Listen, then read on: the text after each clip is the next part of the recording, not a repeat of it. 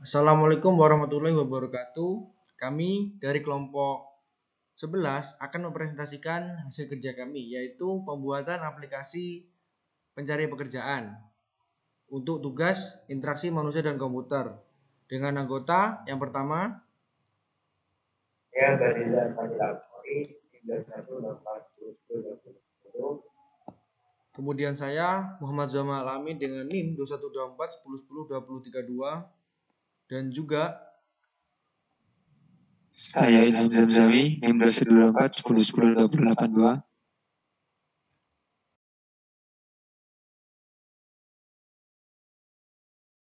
di sini kami menggunakan suatu metode, yaitu metode design thinking, yang merupakan sebuah metode untuk memecahkan sebuah masalah yang belum teridentifikasi secara jelas oleh pengembang terhadap kebutuhan pengguna, sehingga perlu dilakukan kegiatan untuk memahami kebutuhan pengguna yang terlibat dalam aplikasi ini. Di sini kami menggunakan metode ini supaya lebih detail dalam pembuatan aplikasinya, sehingga pengguna akan merasa nyaman dan juga akan merasa terbantu dengan adanya aplikasi ini. Nah, mengapa desain ini cocok dalam proses pengembangan atau pembuatan aplikasi kami? Yaitu karena dalam mencari pekerjaan ini, kami ingin memudahkan pengguna untuk mengakses aplikasi kami, baik itu dalam tampilannya, fitur-fiturnya, maupun dalam proses penggunaannya. Nah, di sini metode ini cocok untuk aplikasi kami, yaitu supaya kami bisa lebih detail mengetahui apa kebutuhan pengguna, sehingga pengguna ini bisa lebih nyaman dan bisa menggunakan aplikasi kami dengan baik dan bijak. Oke, bisa dilanjut. Next. Nah, dalam metode design thinking ini ada 5 tahapan. Namun, di sini kami akan membahas sampai dengan metode yang keempat. Metode-metode itu adalah empathize, define, ideate, dan prototype. Sedangkan testing kami tidak membahas karena dalam presentasi ini kami tidak membahas sampai testing. Oke, saya akan mulai dari metode yang pertama, yaitu empathize, yaitu merupakan sebuah proses melakukan kegiatan untuk menggali kebutuhan pengguna. Nah, selama fase ini, desainer akan mengamati dan melakukan interaksi dengan user. Nah, di sini kami akan menjelaskan lebih detail di nantinya. Kemudian, yaitu tahapan kedua, yaitu define. Nah, merupakan tahapan lanjutan dari empathize itu, di mana kebutuhan dari user atau pengguna sudah terkumpul, sehingga pada define ini kebutuhan tersebut akan menjadi dasar fitur apa aja dan juga tampilan apa aja yang akan dimasukkan dalam aplikasi. Oke, yang ketiga yaitu define, maksudnya ideate, yang merupakan tahapan di mana seorang desain mulai membuat gambaran sebuah rancangan solusi yang dibutuhkan oleh user dan mulai menerapkan kreativitasnya dalam pembuatan desain.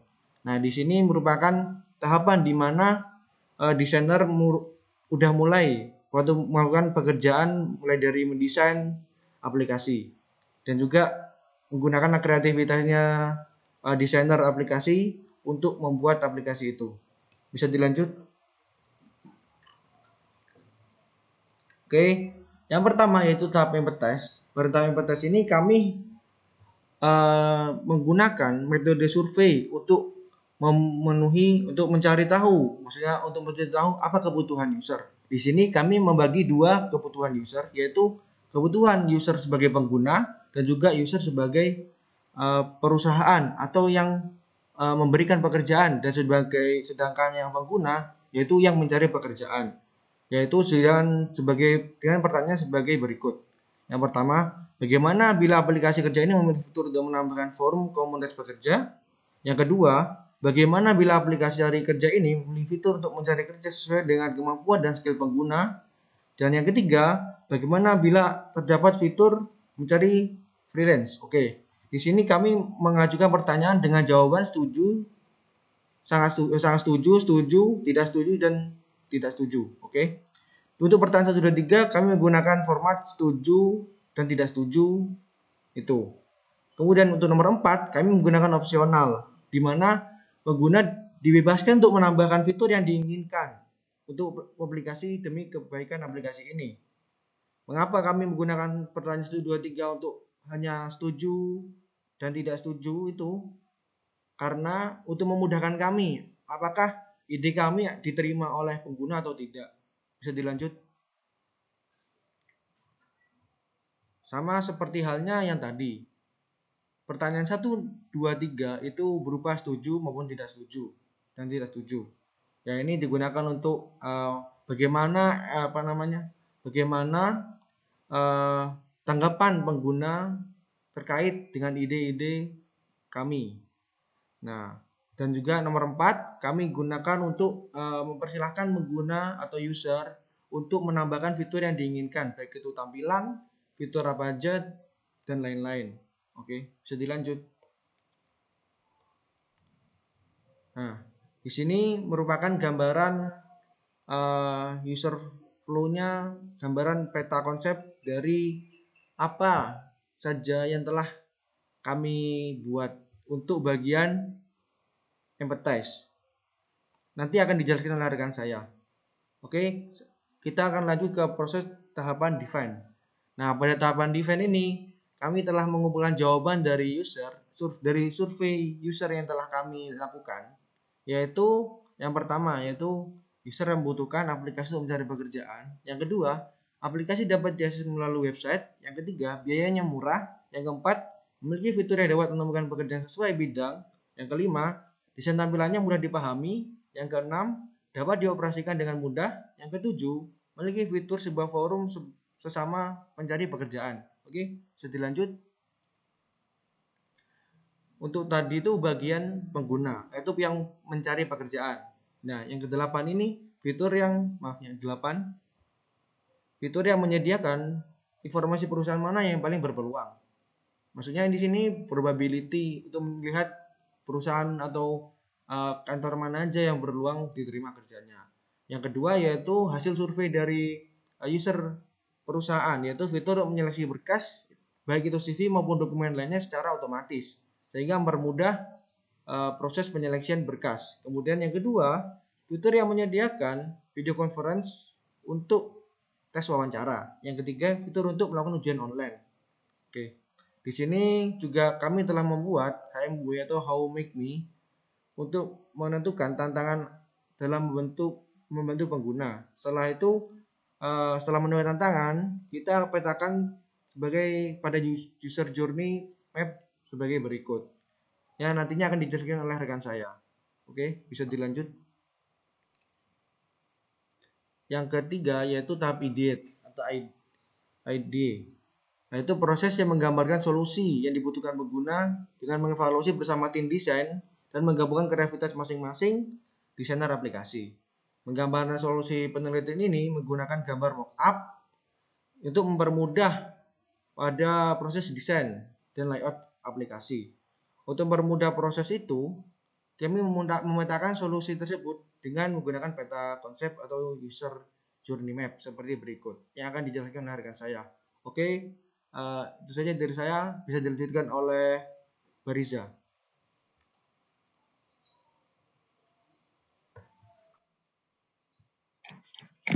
Oke, di sini saya akan menjelaskan mengenai user journey map yang telah kami rancang dan kami buat pada tahap empathize. Bisa di zoom. Di sini ada mentor merupakan alur dari suatu prosesnya, di mana setiap mencari pekerja itu melakukan pencarian lowongan terhadap pekerjaan yang sesuai dengan keahlian mereka, lalu mereka melamar pekerja. Nah, actionnya di sini mereka mencari lowongan pekerjaan yang sesuai, lalu mereka menyiapkan berkas-berkas lowongan pekerjaan, terutama membuat CV atau portfolio, review HRD, menunggu panggilan, dan screening wawancara. Nah, setiap aplikasi tersebut pasti memiliki satu problem, mungkin memiliki satu problem di mana belum pasti menemukan pekerjaan yang sesuai, atau kesulitan membuat CV atau portfolio, gagal tes, belum menerima panggilan, atau ditolak ART. Lanjut ke tahap event.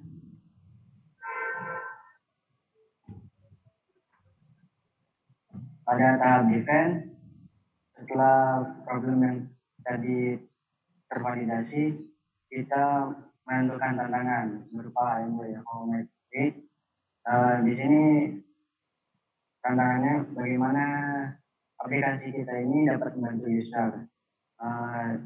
Dalam hal metric ini, aplikasi ini bagaimana aplikasi ini membantu user agar jelas menemukan pekerjaan yang sesuai. Lalu bagaimana aplikasi ini membantu user agar tidak kesulitan membuat CV atau portfolio, membantu user agar tidak kesulitan mengikuti tes, membantu user agar mendapat kejelasan panggilan, dan membantu user agar diterima kerja. Lanjut pada tahap idet. Tahap idet merupakan proses penggambaran solusi. Jadi di sini tahap idet terdapat skenario bahkan kemudian terburuk yang akan pengguna alami. Pada skenario ini terdapat user tidak menemukan lowongan pekerjaan yang sesuai, atau CV dan portfolio itu kurang menarik, gagal mengikuti tes, atau tidak ada panggilan. Nah, dari skenario HMW dan problem tadi, aplikasi kami ini memberikan solusi, bisa ke bawah. Solusi yaitu pada aplikasi kami ini memiliki fitur untuk menampilkan lowongan kerja per bidang, di mana nanti user dapat mencari lowongan pekerjaan dengan mencari bidangnya masing-masing. Lalu aplikasi kami ini juga memiliki fitur tips membuat CV dan portfolio yang menarik. Lalu ada forum komunitas, ada layanan penyeleksi berkas, ada layanan video conference, tips screen dan wawancara dengan lancar, dan membuat layanan tes online. Mungkin itu penjelasan struktur map. Bisa dilanjut ke flow.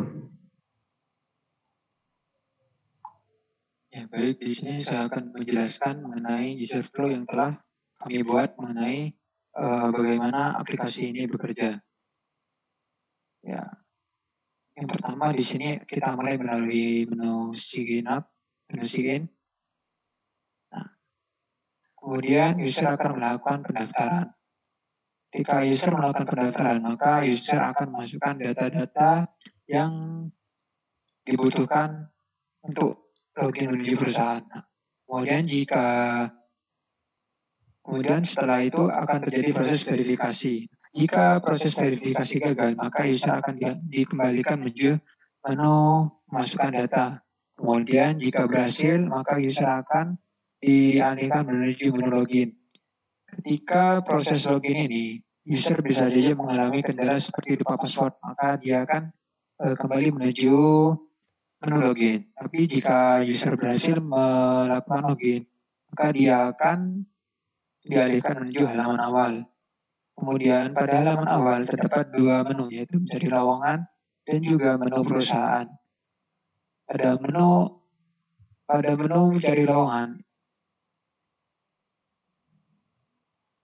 ini user akan dialihkan menuju memilih jenis lowongan pekerjaan yang diinginkan. Nah, di sini user akan memasukkan data seperti jenis pekerjaan yang diinginkan, kemudian jenis perusahaannya ataupun lokasi dari perusahaan tersebut. Kemudian akan ditampilkan jenis pekerjaan yang telah diinputkan oleh user. Jika user merasa inputan itu tidak sesuai, maka user bisa kembali menuju menu pilih jenis lowongan untuk memasukkan data sesuai dengan keinginan user. Jika sesuai, maka user akan bisa melihat pekerjaan yang diinginkan dan juga mengklik pekerjaan yang akan dilamar. Di sini, pada menu klik pekerjaan yang ingin dilamar, user bisa melihat deskripsi dari pekerjaan tersebut, kemudian gaji yang ditawarkan dan juga skill yang dibutuhkan dan juga benefit dari perusahaan tersebut. Nah, ketika user tertarik, maka user bisa mengisi pelamaran dengan mengklik menu pendaftaran. Pada mengisi pelamaran di sini, user akan diminta untuk memasukkan identitas dan memasukkan berkas-berkas yang dibutuhkan. Kemudian terjadilah proses menunggu seleksi berkas.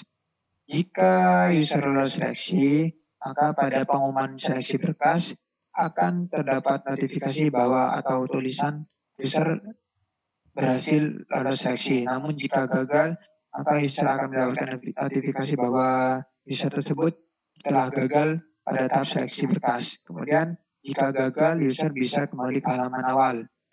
Kemudian sebagai perusahaan, kita bisa mengklik menu perusahaan, lalu kemudian login sebagai perusahaan. Nah, perusahaan di sini bisa membuat sebuah lowongan pekerjaan yang dibutuhkan sesuai dengan apa yang dibutuhkan oleh perusahaan tersebut. Kemudian memasukkan detail pekerjaan dan juga rincian-rincian lainnya seperti benefit, kemudian gaji dan lain-lain. Kemudian perusahaan akan menunggu lowongan datang.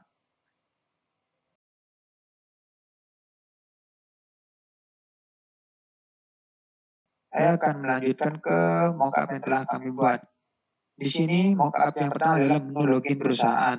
Seperti yang saya sebutkan tadi, menu login perusahaan untuk login sebagai perusahaan yang membuat lowongan kerja. Kemudian menu login pelamar kerja. Nah, ini adalah tampilan awal ketika perusahaan ataupun user melakukan login.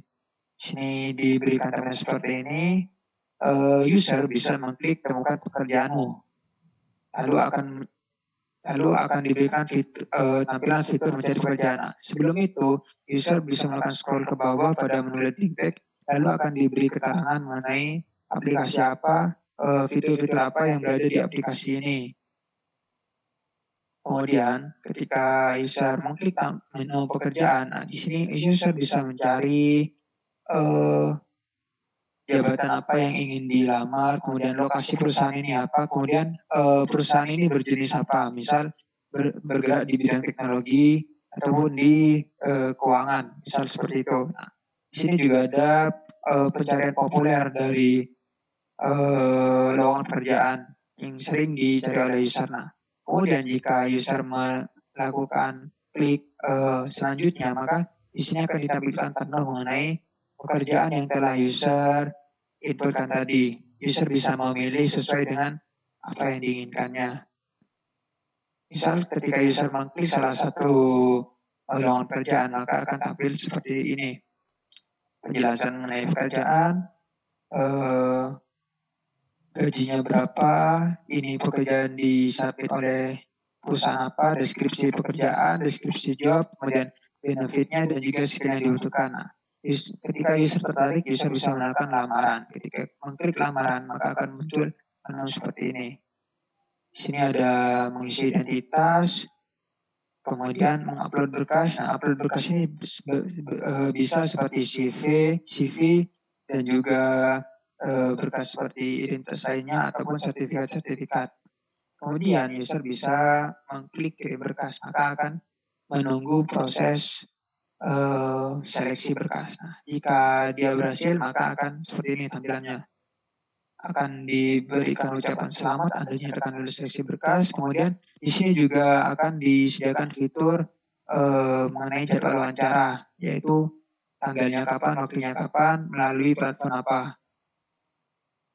Kemudian jika kita memilih menu perusahaan, maka akan tampil seperti ini. Mana pertama akan dijelaskan benefit apa yang akan didapatkan oleh perusahaan. Kemudian perusahaan bisa mengklik buat lowongan. Nah, yang pertama perusahaan akan mengisi formulir yaitu detail pekerjaan, yaitu nama perusahaan, jenis perusahaannya apa, lokasinya di mana. Kemudian membuat posisi yang dibutuhkan perusahaan ini apa, posisinya diisi, lulusannya minimal apa, gajinya berapa.